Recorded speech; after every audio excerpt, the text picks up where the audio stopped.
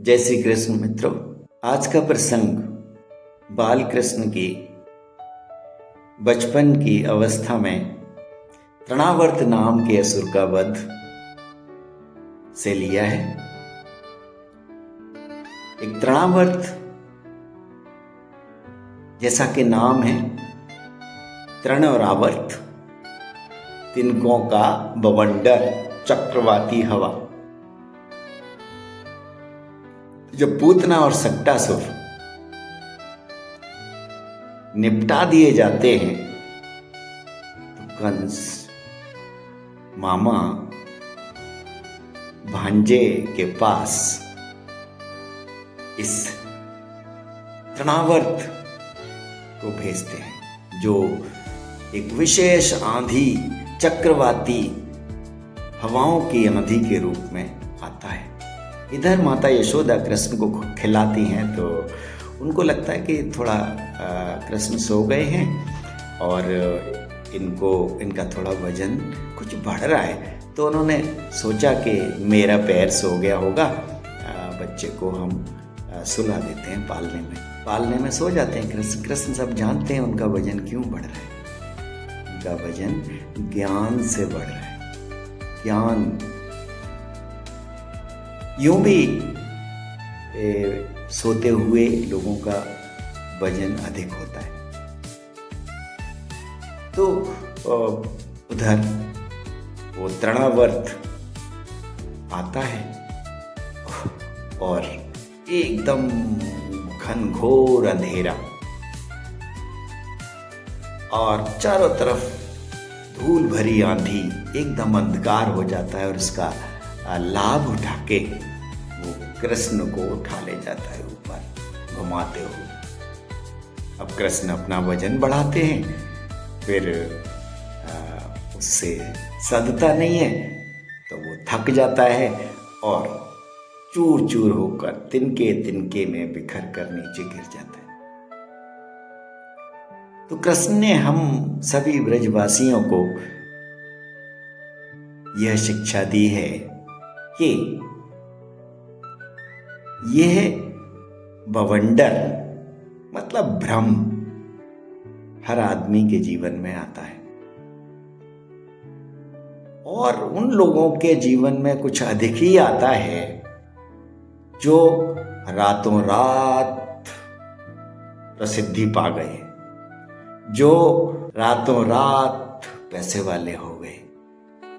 अनाप शनाप पैसे की आंधियां आ रही हैं, पैतृक पैसे की आंधियां आ रही हैं, वो पैसा संभाल भी नहीं रहा। तो ऐसी आंधी जब आती है तो अज्ञान रूपी अंधेरा छा जाता है और उस अज्ञान रूपी अंधेरे में आदमी भ्रम में आ जाता है। आजकल भी आप देख रहे होंगे कि लोग बहुत अच्छे घरों में पैदा हुए हैं, पैतृक संपत्ति अनाप शनाप है, वो इस पर ज्ञान का वजन नहीं है। इसलिए उन पैसे की हवाओं ने उनको, इस बवंडर की हवाओं ने भ्रम की स्थिति में डाल दिया है और वो ये सोचते हैं कि सब कुछ हम ही है, हमारे आगे कुछ है ही नहीं। और इस भ्रम में और अहंकार में वो ना किसी वरिष्ठ की सम्मान करना जानते हैं, ना ही छोटों को प्यार करना जानते हैं। और अज्ञानी की एक बड़ी विशेषता ये होती है कि वो किसी की सीख भी नहीं मानता, क्योंकि वो भ्रम के अंधकार में जी रहा है। तो कृष्ण ने हमें सिखाया, कृष्ण भी एक अच्छे परिवार में पैदा हुए और परिस्थितियां ऐसी थी कि वो कुछ राजनीतिक परिस्थितियों से वो कारागार में पैदा हुए। उधर नंद बाबा के यहाँ पले बढ़े, तो नंद बाबा भी कम राजसी ठाठ थोड़े ही था, तो वो एक सीख दे के जाना चाहते हैं। अब देखिए, चाहे राम हुए चाहे कृष्ण हुए, दोनों राजसी घराने में पैदा हुए, लेकिन सभी से प्रेम करना, सबका आदर करना, छोटों को प्यार करना, बड़ों का आदर करना और जमीन से जुड़ के चलना। ज्ञान का वजन था उनके अंदर।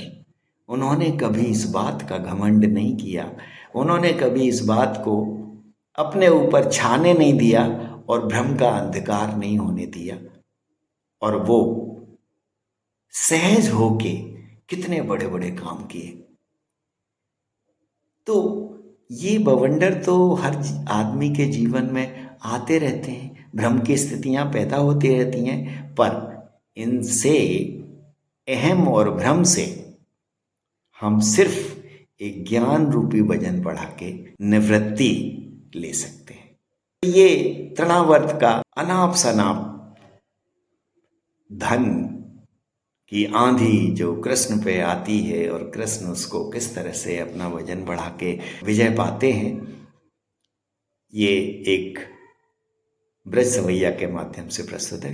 तू वृंदावन सो वन नहीं, न नंद गाम सो गाम, बंशी बट सो बट नहीं, न श्री कृष्ण सो नाम। तो तृणावर्त असुर उठा ले गया, चक्रवाती हवाओं के भेष में। कृष्ण आकाश में युद्ध लड़ते रहे, ग्वाल वाले सभी हैं पशु पेश में। तोड़ डाला तृणावर्त तृण रूप में, छा गए कृष्ण गोकुल ब्रज प्रदेश में। पुष्प हो धन्य तुम ब्रजवासी बने, जन्म पाया है कृष्ण के देश में। जय श्री कृष्ण, जय ब्रज, जय ब्रजवासी।